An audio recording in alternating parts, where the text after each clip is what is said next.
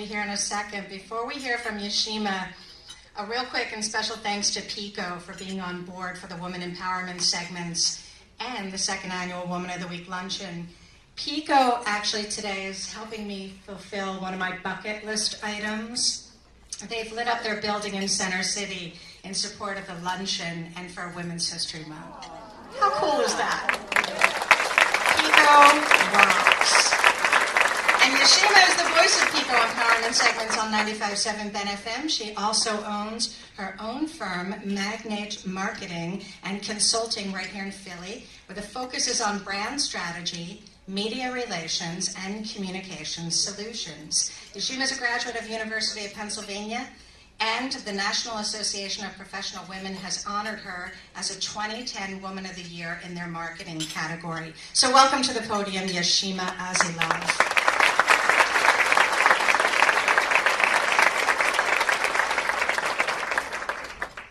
Thank you so much to Marilyn, who's the one who should be getting the award today, right? Really, let's hear it from Marilyn for being such a phenomenal visionary.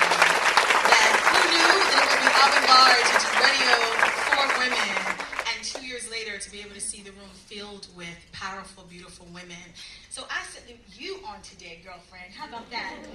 And to the overall Greater Media family, and I certainly have to acknowledge Pico Energy, who dared to be different. They don't just keep our lights on, but they empowered and enlightened and ignited us as women across the airways with their powerful messages that they blessed me to have the opportunity to be able to share. So I salute you, Pico Energy, on today. Where's Pico in the room?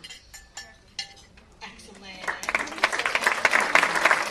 Thank you very much. Now, I'm seeing more men than I was expecting to see, so I certainly acknowledge every man in the room. We honor you, we recognize you, brothers, but I have to tell you, I'm not here to talk to you. So we acknowledge you, but I'm not here to talk about you or to talk to you, because this is a celebration of womanhood. Everything that is frilly and nice, but strong. Womanhood, things that are flexible, but not breakable. Womanhood. That however you define womanhood, it is ever so clear that you know it when you see it. And I'm looking at a room full of women who have matured into womanhood. So why don't you just turn to the women at your table and say, woman, you look good. You look good. You do look good. Even though it's raining outside, right? It's a bad hair day, right? I hear you. And it's one thing when a man tells you look good, that triggers one thing. But when a woman says you look good, you know you're doing something, right? You worked hard for that compliment, right, ladies? I'm telling you. I'm excited because today is a day that's about celebrating womanhood. And the fact that it is the last day of a really special month to me, with being Women's History Month, is very significant. I'll tell you, we have so many different kind of celebrations, right? There's a celebration of motherhood, if you're a mother, on Mother's Day. You have a significant other or your spouse, you get celebrated for being your romantic self, right, on your anniversary. We've got Boss's Day if you're a boss. We've got Secretary's Day if you're a secretary. Shucks, most companies have Employee Appreciation Day too, right? So what's wrong with those days? Absolutely nothing. But what it does is it acknowledges and it empowers parts of us as a woman, not the essence of who we are. And so because we live in this instant society, we automatically jump right to tactics, don't we? We want to get to the what I have to do and how do I do it.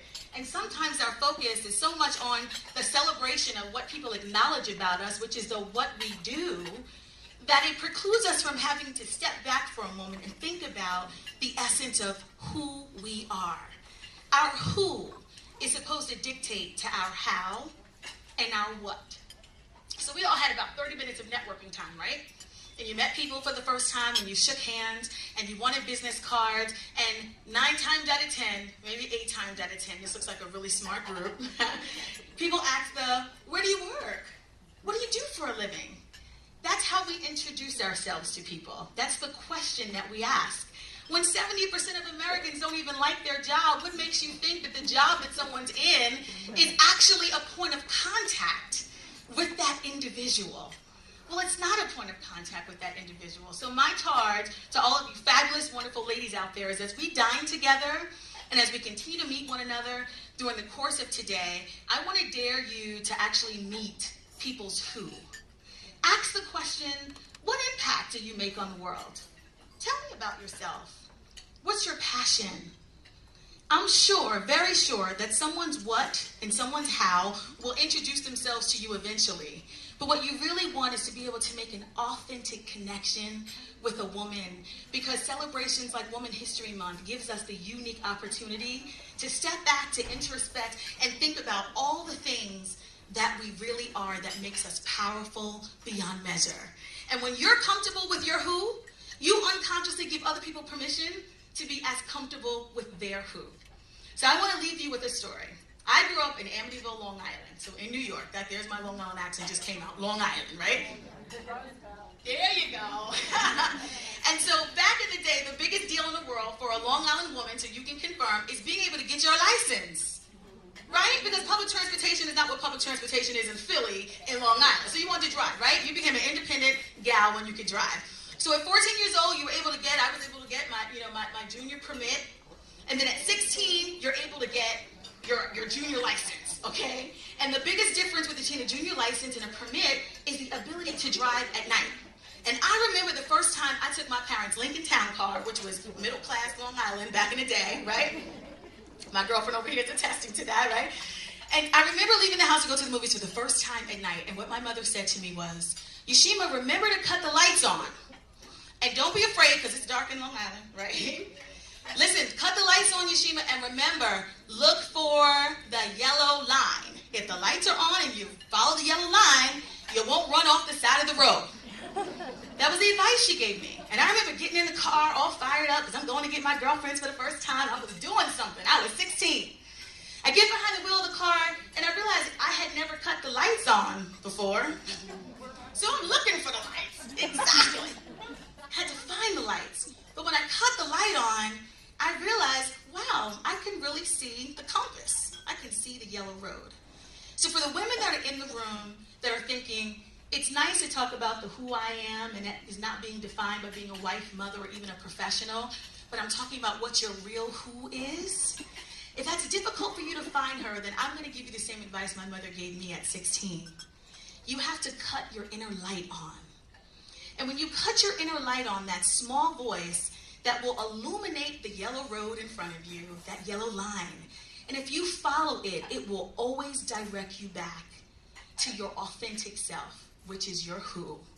So on today, ladies, when we meet each other, no more what company you work for, no more what job do you do, no more what do you do for a living, which basically says it's all about me wanting to get something from you. But be willing to make an authentic who connection. I dare you to expose yourself and to dig deep to be able to answer the question and to ask the question and meet a who for the very first time. Enjoy the rest of your lunch.